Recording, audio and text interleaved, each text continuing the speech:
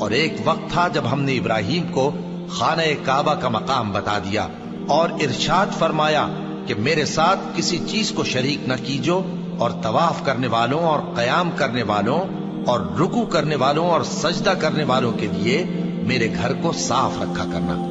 اور لوگوں میں حج کے لیے اعلان کر دو کہ تمہاری طرف پیدل اور دبلے دبلے اونٹوں پر جو دور دراز رستوں سے چلے آتے ہوں سوار ہو کر چلے آئیں تاکہ اپنے فائدے کے کاموں کے لیے حاضر ہوں۔ اور قربانی کے ایام معلوم میں مویشی چوپایوں کے ذبح کے وقت جو اللہ نے ان کو دیے ہیں ان پر اللہ کا نام لے۔ اب اس میں سے تم خود بھی کھاؤ اور خستہ حال ضرورت مند کو بھی کھلاؤ۔ پھر چاہیے کہ لوگ اپنا میل کچیل دور کریں اور منتیں پوری کریں اور اس قدیم گھر یعنی بیت اللہ کا طواف کریں، یہ ہمارا حکم ہے۔ اور جو شخص ادب کی چیزوں کی جو اللہ نے مقرر کی ہیں تعظیم کرے تو یہ اس کے پروردگار کے نزدیک اس کے حق میں بہتر ہے۔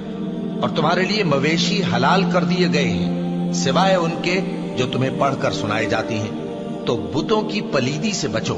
اور جھوٹی بات سے پرہیز کرو، صرف ایک اللہ کے ہو کر اور اس کے ساتھ شریک نہ ٹھہرا کر۔ اور جو شخص کسی کو اللہ کے ساتھ شریک مقرر کرے تو وہ گویا ایسا ہے جیسے آسمان سے گر پڑے، پھر اس کو پرندے اچک لے جائیں یا ہوا کسی دور کی جگہ اڑا کر پھینک دے۔ یہ ہمارا حکم ہے۔ اور جو شخص ادب کی چیزوں کی جو اللہ نے مقرر کی ہیں تعظیم کرے تو یہ کام دلوں کی پرہیزگاری سے ہے۔ ان میں ایک وقت مقرر تک تمہارے لیے فائدے ہیں، پھر ان کو اس قدیم گھر یعنی بیت اللہ تک پہنچنا اور ذبح ہونا ہے۔ اور ہم نے ہر ایک امت کے لیے قربانی کا طریق مقرر کر دیا ہے تاکہ جو مویشی چوپائے اللہ نے ان کو دیے ہیں ان کے ذبح کرنے کے وقت ان پر اللہ کا نام لے۔ سو تمہارا معبود ایک ہی ہے تو اسی کے فرما بردار ہو جاؤ اور عاجزی کرنے والوں کو خوشخبری سنا دو۔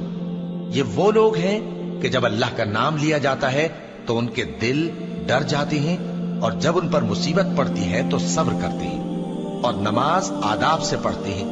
اور جو مال ہم نے ان کو عطا فرمایا ہے اس میں سے نیک کاموں میں خرچ کرتے ہیں۔ اور قربانی کے اونٹوں کو بھی ہم نے تمہارے لیے اللہ کے شعائر مقرر کیا ہے، ان میں تمہارے لیے فائدے ہیں، تو قربانی کرنے کے وقت قطار باندھ کر ان پر اللہ کا نام لو، پھر جب پہلو کے بل گر پڑے تو ان میں سے کھاؤ، اور قناعت سے بیٹھ رہنے والوں اور سوال کرنے والوں کو بھی کھلاؤ۔ اس طرح ہم نے ان کو تمہارے زیر فرمان کر دیا ہے تاکہ تم شکر کرو۔